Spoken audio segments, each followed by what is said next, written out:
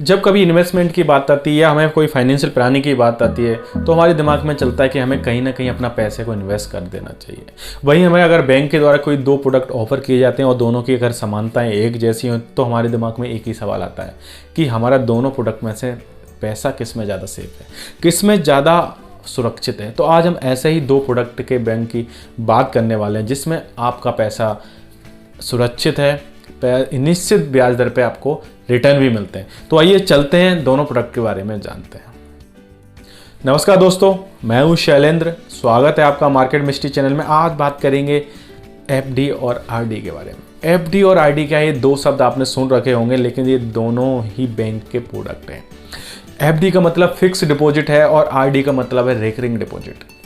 Fix deposit क्या होता है, एक मुश्त जब हम पैसा जमा करते हैं एक निश्चित समय अवधि के लिए, उसको हम फिक्स डिपॉजिट बोलते हैं। और वहीं रिकरिंग डिपॉजिट में हमें हर महीने महीने अपना पैसा जमा करना पड़ता है। इनमें बात करेंगे दोनों की समय अवधि में, दोनों के ब्याज में, दोनों के टैक्स में क्या अंतर है, क्या समानता है। अब इन दोनों में सिमिलरिटीज़ क्या है। अगर एफडी और आरडी की बात करें, यानी फिक्स डिपॉजिट और रिकरिंग डिपॉजिट की बात करें, तो दोनों में समानता यह है कि ये दोनों बैंक के द्वारा दिए जाने वाले प्रोडक्ट हैं। ये बैंक में जाके खुलवाए जाते हैं।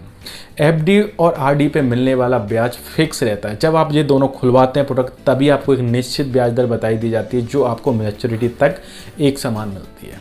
वहीं बैंक के कई प्रोडक्ट हैं जो हर 3 महीने के अंतराल में उनका ब्याज ऊपर नीचे होता रहता है, नहीं बदलता रहता है। लेकिन एफडी और आरडी में दिए जाने वाला ब्याज दर आपकी फिक्स रहती है आपकी मैच्योरिटी तक। जब आपका टर्म खत्म होता है तो टर्म खत्म होने के बाद आपका पैसा ब्याज के साथ आपको मिल जाता है। अब बात करेंगे कि डिफरेंस बिटवीन टैक्स लायबिलिटीज।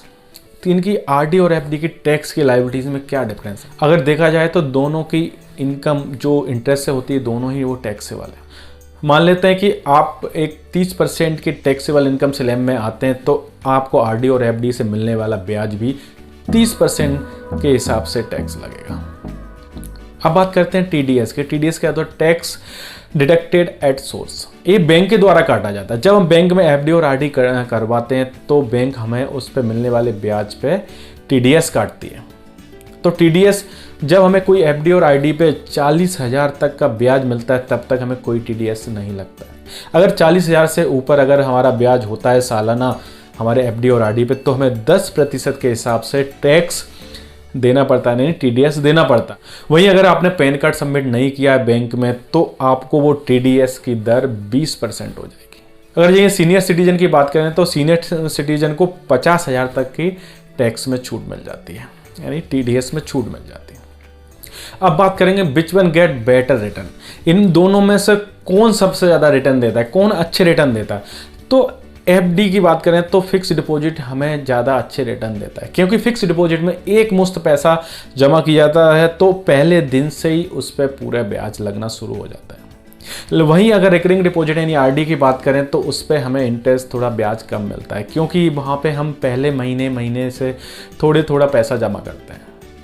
तो इसलिए दोनों में हमें रिटर्न एफडी में मान लेते हैं अगर हम 24,000 रुपये एक साल के लिए जमा करते हैं एफडी में, तो हमें पहले दिन से ही एफडी में 24,000 के हिसाब से ब्याज मिलना शुरू हो जाएगा। लेकिन वहीं अगर हम आरडी की बात करें तो आरडी में आप पहले महीने अगर 24,000 अगर साल का भरते हैं तो पहले महीने आप 2,000 भरेंगे। तो 2,000 भरेंगे, फिर आप ऐसे करके एक साल तक 24,000 भरेंगे, तो एक साल के बाद आपको 24,000 के ऊपर ब्याज मिलेगा। अगर आरडी को ऐसे देखें कि 2,000 रुपये जैसे अपन हर महीने डालें, ठीक है, हर महीने अगर 2,000 रुपये उसमें डाले हैं तो आपको एक साल की अगर गणना करें तो एक साल में पहले महीने पे आपको 11 महीने का ब्याज मिलेगा, दूसरी इंस्टॉलमेंट पे आपको 10 महीने का, तीसरी इंस्टॉलमेंट पे आपको 9 महीने का और चौथी इंस्टॉलमेंट पे सिर्फ आपको 8 महीने का ब्याज मिलेगा। तो ये है रिकरिंग डिपॉजिट में और एफडी में अंतर। अगर बात करें तो दोनों के कंपाउंड इंटरेस्ट की, तो दोनों में ही क्वार्टरली कंपाउंड इंटरेस्ट लगता है, यानी चक्रवृद्धि ब्याज लगता है। हर तिमाही इसमें ब्याज लगता है, हर तिमाही के हिसाब से ब्याज काउंट होता है, उसको ऐड करके फिर हर क्वार्टर में उसको ऐड किया जाता है, यानी कंपाउंडिंग इंटरेस्ट मिलता है इस पर। तो ये बहुत अच्छी बात है। अब एक उदाहरण से समझ लेते हैं कि दोनों में पैसा कितना बनता है। मान लेते हैं अगर आपने 24,000 रुपये फिक्स डिपॉजिट यानी एफडी में डाले एक साल के लिए, और अगर उसकी ब्याज दर अगर 9% यानी 9% हम मान लें तो आपको 1 साल बाद मिलने वाला पैसा होगा 26,232 रुपये, यानी उसमें आपको 24,000 के ऊपर 2,232 रुपये आपको ब्याज मिल रहा है। वहीं अगर रिकरिंग डिपॉजिट यानी आरडी की बात करें तो आपको 1 साल बाद 9% के हिसाब से जो पैसा मिलेगा वो मिलेगा 25,187 यानी 25,187। क्यों? क्योंकि यहाँ पे आपके मंथली पैसा जमा हो रहे थे और वहाँ पे आपको एक मुश्त यानी 24,000 पहले दिन से ब्याज मिला था। यहाँ पे आपको 24,000 1 साल बाद यानी 24,000 पे पूरा ब्याज भी नहीं मिला था, इसलिए दोनों के ब्याज में थोड़ा सा अंतर है। उम्मीद करता हूँ ये वीडियो आपको पसंद आया होगा, आपको जानकारी पूरी मिली होगी। अगर आपको ये जानकारी अच्छी लगी हो तो अपना ये वीडियो दोस्तों और परिजनों में शेयर करें और बैंकिंग और फाइनेंस की जानकारी के लिए हमारे चैनल को सब्सक्राइब करें। हमसे जुड़े लेने के लिए बहुत बहुत धन्यवाद। मिलते हैं नेक्स्ट वीडियो में, तब तक के लिए नमस्कार, जय हिंद।